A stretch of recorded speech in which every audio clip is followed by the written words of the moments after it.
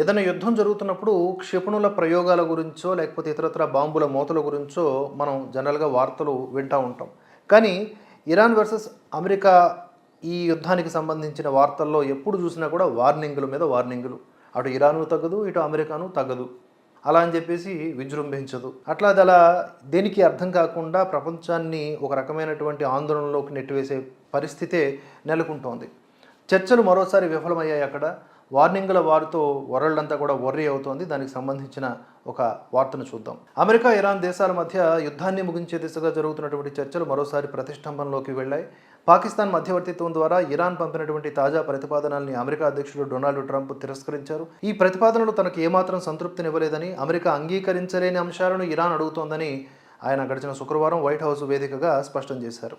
April 8న Trump కాల్పుల విరమణ ప్రకటించిన తరువాత ఇస్లామాబాద్లో జరిగిన ప్రత్యక్ష చర్చలు విఫలం కావడంతో ప్రస్తుతం ఇరాన్ నౌకాశ్రయాలపై అమెరికా దిగ్బంధనం కొనసాగుతోంది. మరోవైపు చర్చలు ఒక కొలిక్కి రాకముందే ఇరాన్ రెవల్యూషనరీ గార్డ్స్ అమెరికాకు తీవ్ర హెచ్చరికలు జారీ చేసింది. ఒకవేళ అమెరికా గనక మళ్లీ దాడులకు దిగితే గతంలో వారి సైనిక స్థావరాలకు పట్టినటువంటి గతే ఇప్పుడు యుద్ధ నౌకలకు కూడా పడుతుంది అని హెచ్చరించింది. తమ వద్ద ఉన్నటువంటి స్మార్ట్ టార్గెటింగ్ వంటి రహస్య ఆయుధాల్ని బయటకు తీసి అమెరికా నౌకల్ని సముద్రంలోని దహనం చేస్తామని ఐఆర్జీసీ నేవీ విభాగం హెచ్చరించింది.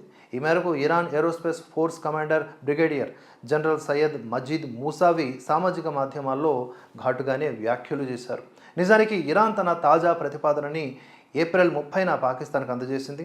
యుద్ధాన్ని ముగించి శాంతిని నెలకొల్పడమే తమ ప్రాధాన్యత అని ఇరాన్ విదేశాంగ శాఖ ప్రతినిధి ఇస్మాయిల్ బఘాయి అంటున్నారు. అయితే అమెరికా తన దిగ్బంధనాన్ని ఎత్తివేస్తేనే తాము హార్మూజ్ జలసంధిపైన పట్టు సడలిస్తాము అని చెప్పి ఇరాన్ మెలిక పెడుతోంది. దీనికి ప్రతిగా ఇరాన్ అణు కార్యక్రమంపై స్పష్టమైన ఒప్పందం కుదిరే వరకు దిగ్బంధనం తొలగించేది లేదు అని ట్రంప్ తేల్చి చెప్తున్నారు. ఈ పరిణామాల మధ్య Iran supreme leader Ayatollah Mojtaba Khamenei తమ అణు క్షిపణి కేంద్రాలను కాపాడుకుంటామని శపథం చేయడం ఉద్రిక్తతల్ని మరింత పెంచింది. ప్రస్తుతం పర్షియన్ గల్ఫ్ ప్రాంతంలో భద్రతా పరిస్థితులు ఆందోళనకరంగానే ఉన్నాయి. ఇరాన్ మౌలిక సదుపాయాలపై దాడులు చేసేలాగా అమెరికా సెంట్రల్ కమాండ్ అధ్యక్షుడు ట్రంప్ మిలిటరీ ఆప్షన్లను వివరించనున్నట్లుగా తెలుస్తోంది.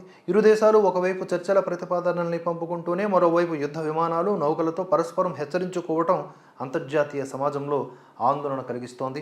ఒకవేళ అమెరికా పొరపాటున దాడికి దిగితే నిప్పుల కోపంతో వారి నౌకలను నాశనం చేస్తామని చెప్పేసి ఇరాన్ మీడియా ద్వారా హెచ్చరికలు పంపింది. కనుక ఈ యుద్ధానికి ముగింపు కంటే కొనసాగింపే ఎక్కువగా ఉండే అవకాశాలు కనిపిస్తున్నాయి.